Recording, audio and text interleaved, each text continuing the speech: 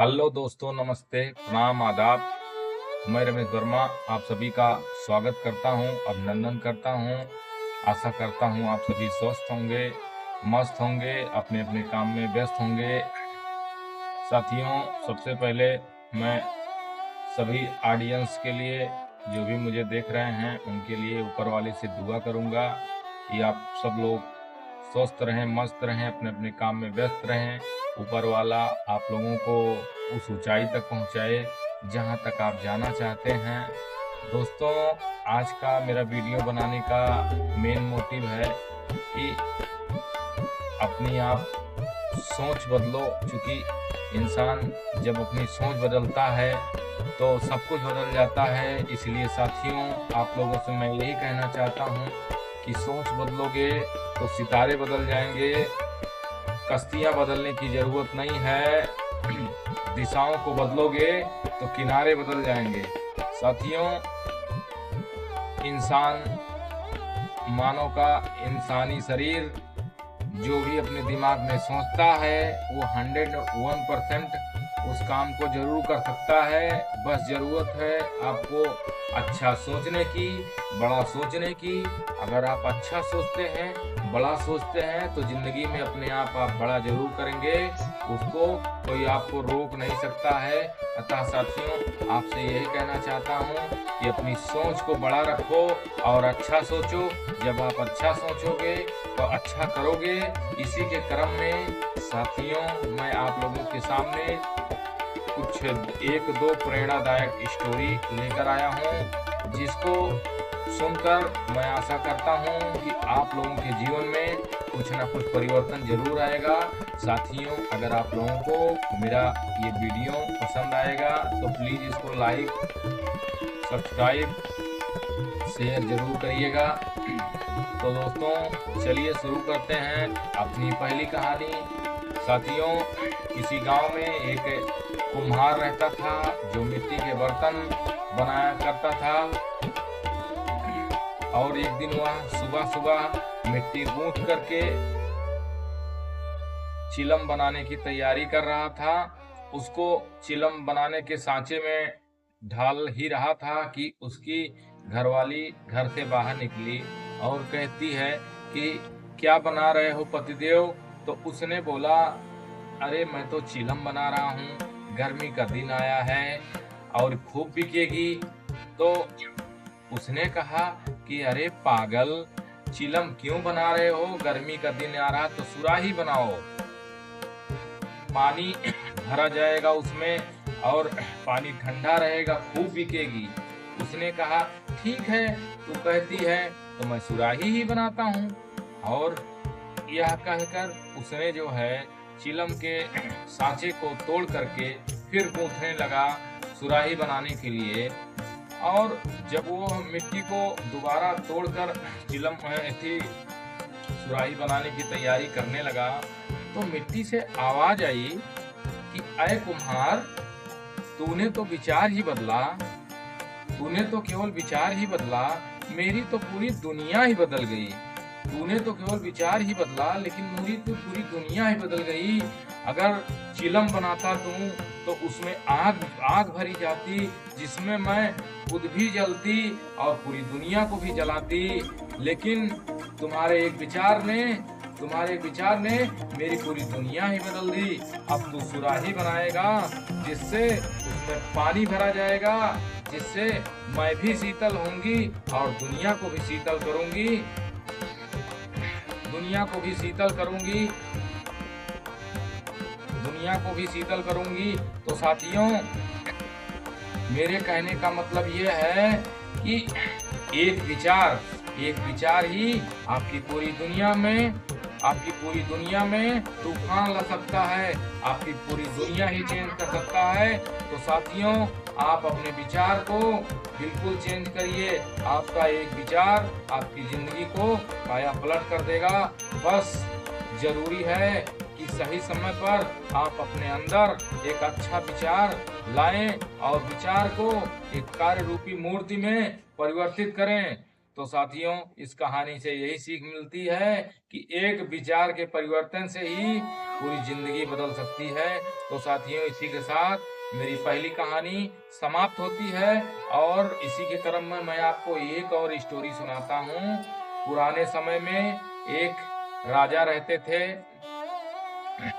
साथियों, पहले के समय में क्या होता था कि राजा लोग अपने राज्य में अपनी वेशभूषा को बदल बदल कर भ्रमण किया करते थे और अपनी प्रजा का हालचाल लिया करते थे और देखा करते थे कि हमारे राज्य में क्या हो रहा है, अच्छा हो रहा है, बुरा हो रहा है, प्रजा भूख से मर रही है, चोरी चकारी मक्कारी। तो उस समय में राजा जो है इस हिसाब से अपना जो है वेशभूषा परिवर्तित कर करके अपनी जनता का हाल चाल लिया करते थे और अप्रत्यक्ष रूप से देखा करते थे कि क्या हो रहा है हमारे राज्य में। तो उसी क्रम में पुराने समय में एक महाराजा थे, वो अपने क्षेत्र में अपनी प्रजा का हाल चाल लेने के लिए घूमने निकले और घूमते घूमते उनका कुर्ता एक झाड़ियों में जाकर फंस गया। फंसने के बाद उनका कुर्ता बुरी तरीके से फट गया। अब राजा साहब चिंतित हो गए कि अब कुर्ते को क्या किया जाए। यह सोचकर उन्होंने मंत्री से कहा कि मंत्री जी, इसको सिलवाने की व्यवस्था करो, नहीं तो फिर कैसे हम भ्रमण कर पाएंगे। यह सुनकर मंत्री जी ने कहा, जैसी आपकी आज्ञा महाराज, आप जैसा कहें मैं तुरंत जो है इसकी व्यवस्था करता हूँ। और यह सुनकर मंत्री जी तुरंत दर्जी के पास चले गए और उन्होंने दर्जी को आवाज लगाई कि दर्जी चल, राजा साहब ने तुझे बुलाया है और राजा साहब का कुर्ता फट गया है, उसको तुम्हें सिलना है। यह सुनकर दर्जी बोला, मंत्री साहब जैसा आपका आदेश, मैं तुरंत चलता हूँ राजा साहब के लिए उनका कुर्ता सिलने के लिए। और यह कहकर दर्जी तुरंत सुई धागे को लेकर और राजा साहब के पास जाने लगा। वहां पहुंचकर उसने राजा साहब के कुर्ते की अच्छे से सिलाई कर दी और अब राजा साहब का कुर्ता अच्छे से सिल दिया गया, जो बाहर से प्रतीत ही नहीं होता था कि ये सिला गया। राजा साहब बहुत खुश हुए। उन्होंने उससे बोला, दर्जी से बोला कि दर्जी मांग, तुझे क्या चाहिए, अपनी मेहनताना बता। यह सुनकर दर्जी मन ही मन असमंजस में पड़ गया कि राजा साहब से 1 स्वर्ण मुद्रा मांगूं कि 2 मांगूं। क्योंकि साथियों बता दूं, पहले तो स्वर्ण मुद्राएं ही चला करती थी, पैसे तो थे नहीं। तो यह सोचकर दर्जी अपने मन ही मन सोच रहा कि 1 मांगूं कि 2 मांगूं कि राजा साहब कहीं नाराज ना हो जाएं। और इसी में वो जो है उधेड़ बुन में अपने मन में ही मन असमंजस में था। तब तक राजा साहब फिर बोलने लगे कि बता दर्जी, क्या दूं तुझे।